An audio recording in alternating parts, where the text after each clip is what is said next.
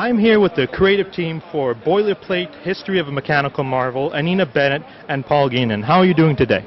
Very well, thank you. Very nice. We're good. We had a day to recover from taking the red eye out here from the West Coast. How did you both realize that you want to get into comics? Oh, you know, I've always been interested in comics as an art form. I remember the very first thing I ever did as a little kid was fold 8.5 by 11 sheets of typing paper and do little drawings on them and make my own comic books. So I can't remember a time when I wasn't interested in comics. So it's been a lifelong obsession or hobby or interest. You fill it in. Well, Paul and I both grew up reading comics and watching old movies. We're both huge film buffs as well, and we're both science fiction fans. We have a lot of these things in common. But at the time, it was very unusual to be a female comic book reader. We're talking like, I'm just going to come out and say I was born in the 60s. So in the 70s and 80s, it was really unusual, and it was very difficult for me to find friends to talk to about comics. And so I actually didn't have it in my head that I wanted to set out to work in the comic book industry, because I didn't even really realize that was an option. And I wound up working as an editor in another industry, and by that time Paul was already working at the old First Comics in Chicago as a production artist, and so I got to know some people there. And I was like, wow, I could have a job in comics, like that you would pay me? I mean, not a lot, as I found out in retrospect, but yeah. And so they said, yes, we would pay you. You're young and eager, you know comics. They put me through a grueling interview process, and then they hired me for peanuts, and that was how I started working in comics. And at around the same time, Paul and I had realized that we wanted to try and do stories together. So at around the same time that I started working at First Comics, we came up with our first comic book proposal that we did together for a series called Heartbreakers, started shopping that around, which is a science fiction series, and that wound up being published in Dark Horse Presents at around the time that I was working at First Comics. And also when I was working at First Comics as a staff artist, I had the opportunity to do some inking. So the very first inking gigs I ever did were for First Comics, like Grimjack and Badger and Whisper and titles like that. And then eventually gained enough confidence to decide to strike out on my own and not be a staff artist, but work freelance. So it was like in the late 80s that we both started our comics career. Before the internet, so in one way it almost didn't exist. For those who aren't familiar with your book, can you tell us a little bit about Boilerplate and your other works? Sure. Boilerplate is the story of a robot, his 25-year career starting in about 1890s up to about 1920. World War I is, he mysteriously disappears in World War I, never to be seen again. And the book is not a graphic novel, it's more akin to those Time Life histories that they used to put out back a couple decades back. It is text and images. So it is a visual narrative that has what you could call sequential art in it, but it's not at all done like a graphic novel. We sort of took all of our interest in visual storytelling and mixed it all up and combined it into this kind of new thing. And it gave me an opportunity to work in a lot of different mediums. So I would do illustrations, I would do maps, I would do fake posters, I would do Photoshop images like this. I actually had to go collect military artifacts. Right, this is the medal that Boilerplate wins. But I actually built a physical model that I used to Photoshop into these images. He's about 12 inches tall and posable. So it looks like a real object in these pictures because it is a real object, albeit miniature. I think we kind of lost track of explaining what the book is about, aside from pictures. His 25-year career. So he has assorted adventures. He travels around the world. He is a soldier. He's built as a combat model because the inventor has this idealistic vision of substituting soldiers with robots so that nobody ever gets killed. Of course, that doesn't quite work out. But in the meantime, he participates in all the great events of the era and meets all these famous people. Right. So like the characters on the front cover, this is Pancho Villa and the Villistas from the period after the Mexican Revolution. The robot meets Teddy Roosevelt, he meets Lawrence of Arabia, Winston Churchill, but it's all fit into a plausible timeline, and he's really embedded in historical events. So it's historical fiction with one big science fiction element. Right. Yeah, actually we prided on ourselves on our research. All the history is accurate, but with the one addition. Yes. Hopefully also entertaining. Yes. And what was the inspiration for Boilerplate? I'm just a huge history buff, and I originally wanted to do straight historical adventure stories, but this is about 10 years ago when I came up with this idea for Boilerplate, and back then, publishers were a little more reluctant to do historical stories. Now that's not the case anymore, but back then it was kind of difficult. So I realized I needed the spoonful of sugar to help the medicine go down, and I figured if I did a historical fiction piece that it would be more entertaining, and if I made the protagonist a robot, well, who doesn't love robots? So you might not pick up a book about Teddy Roosevelt, but you'll pick up a book about a robot with Teddy Roosevelt. So this is our sneaky way to get people to read some really cool, exciting history. And Paul actually did start out doing it as a graphic novel, and we have this. This is something that we sell at conventions and on our website, and it has the beautiful artwork that he did for the graphic novel that he ultimately never finished because he had this genius idea of doing the photorealist version instead. And so this is sort of the secret origin of the character of Boilerplate. Yeah, I figured out that no matter how realistically you draw, illustration itself removes you from reality. Photos, that you immerse yourself into a photo in a way that you can't with a drawing. So I thought that that would be a more interesting way to go. And plus, I mean, I grew up on Time Life books like that, illustrated histories, and I loved them as a kid. So I thought I'm going to pass that kind of enthusiasm on to the generation now coming up.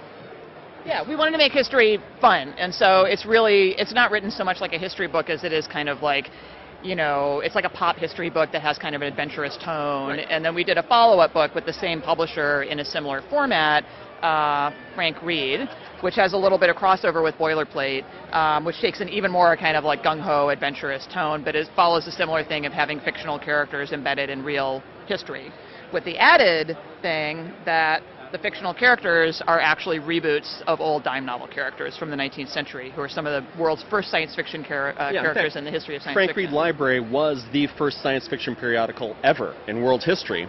And this predates all of H.G. Wells' work. It predates swaths of Jules Verne, but it's a lost legacy of science fiction. So we took this pre-existing character and decided, okay, what if this dime novel hero was real, and this is his biography? So, and similarly to Boilerplate, in order to sell the idea that he is a real character and that his vehicles and fantastic inventions actually existed, I built a model of some of his weird Land Rovers that he has. So I based it on these dime novel illustrations, and then built physical models, and then using those models, then created photographic evidence that Frank Reed was around in Egypt and drove stuff like that. So Paul kind of made up this whole narrative for him just because he likes building models, he likes to draw, he likes history and science fiction, and he likes photography. So this is my mashup that gets me to indulge in all of those different things that I enjoy. Yeah, and I like doing research, and I kind of like writing. I like when I'm done with the writing and it's not bad. She is an amazing writer.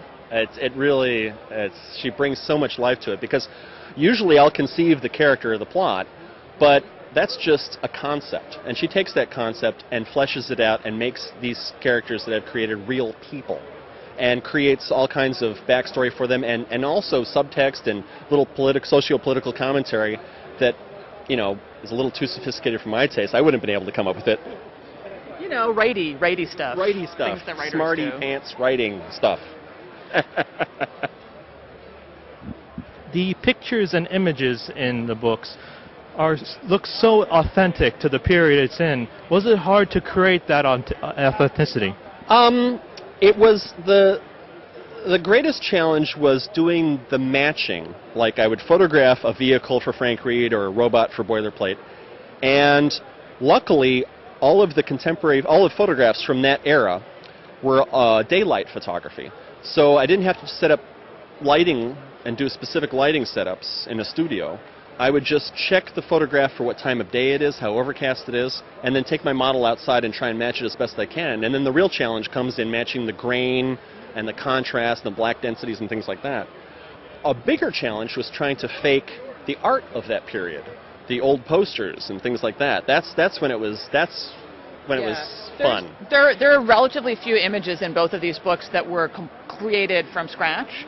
And most of the ones that were created from scratch don't look like the period stuff. It's just an illustration, a boilerplate, or a Frank Reed. So most of what people are responding to when they see that is the fact that these really are old images, and Paul has just absolutely seamlessly inserted the robot into them and really made it look like the robot's there. But there were a few things that we had to fake that were, like you said, trying to mimic that period design or the period illustration style can be really, really difficult. But it's also really informative. Which is why you do it as, not very often. Like our editor really wanted me to write more Mark Twain quotes in Boilerplate, because Mark Twain is friends with Boilerplate's inventor. Mark Twain's really hard to fake. So I did it like twice, and then I was like, that's done, I'm done. But trying to ape someone else's style, whether you do it as in writing or as I do in illustration, it also instructs you. It's also like going to school. You learn how they did it, what their tricks were, their techniques, and it improves your own work. So I saw it as both a challenge and being schooled. Do you think you'll make another book in the same style? We have plans for a third volume, but these things take a few years, 2 or 3 years to produce. So the Frank Reed book, our latest one, came out this year, which means that the third one won't come out for at least another 2 years. But we're hard at work on it, so it will happen. We have other stories that we want to do as well, but while we were working on Frank Reed, we became really, really fond of his daughter. It's a multi-generational story about this family of inventors. And his daughter is a character that's not really in the dime novel, so we just pretty much made her up out of whole cloth. And she's like Amelia Earhart crossed with, Marie Curie or something like this. She's this fantastic character. And so we have this whole series of stories about her in the 1930s that we want to do. So we're going to be, I guess that would technically be moving into the diesel punk era, That's no right. longer steampunk. That's right. So that'll be the third volume in this series, and then we have other projects that are too early in development to really start holding out the promise of yet. Right. Right. Do you find it easier to be a husband and wife creative team? Easier than what? Easier than being with someone you barely know? I was like, easier than a poke in the eye with a sharp stick? Let me think about that.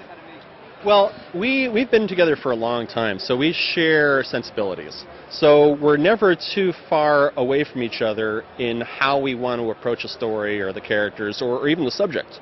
So that helps. That's like a great head start for us. And then any kind of tension that we have as creators, I think, improves the work, because we respect each other enough that when we do say, oh, this isn't working, or this sucks, or whatever, the other person takes it to heart, and they make after sulking for a few minutes, which is always what happens with every creative team. So you sulk for a few minutes, you go, oh, I thought I was done with it, and then you go away, and if you have any self-critical ability, you go, you're right, it would be better if I changed it. Okay, I'll go back and work on it some more.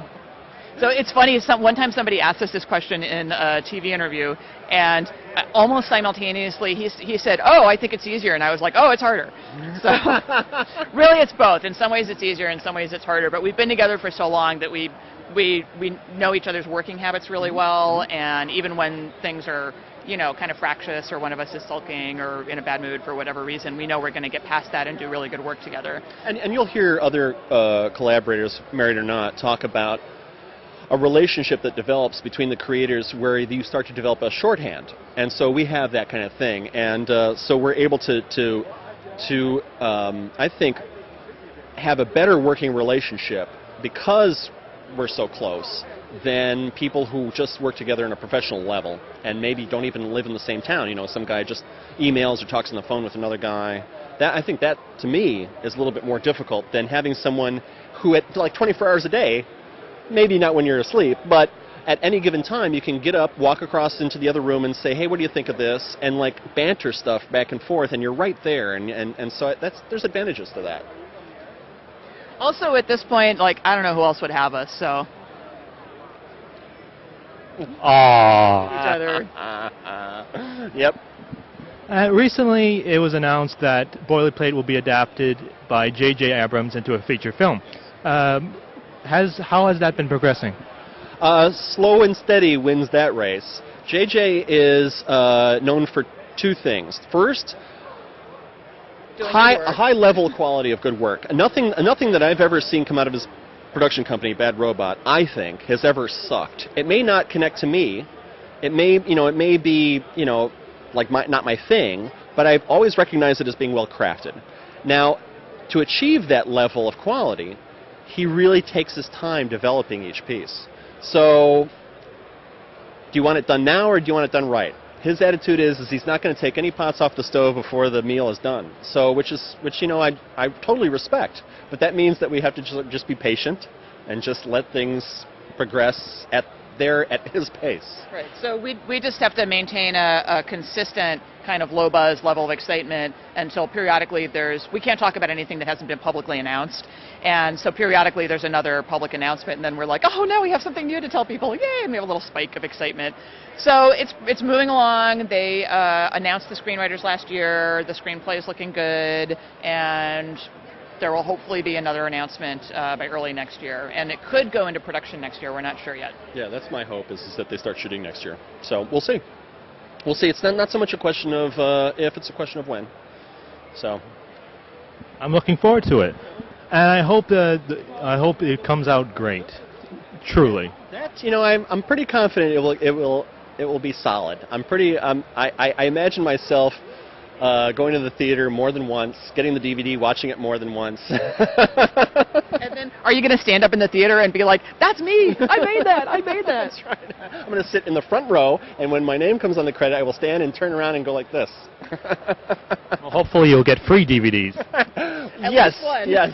At least one.